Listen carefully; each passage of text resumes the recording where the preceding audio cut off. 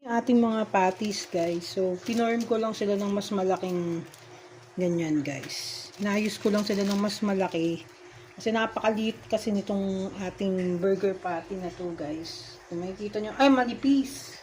Yung burger patty talaga ng CDO. So, pinorm ko siya ng panibago.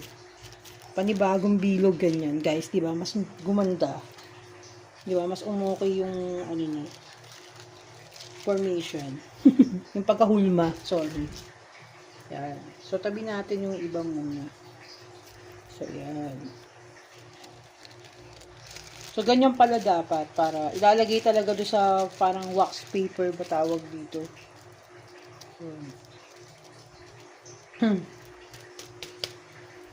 Yan, ganyan. So, yan, guys. Ang ganda, di ba? Ganda ng resulta, guys. Ang ganda ng result.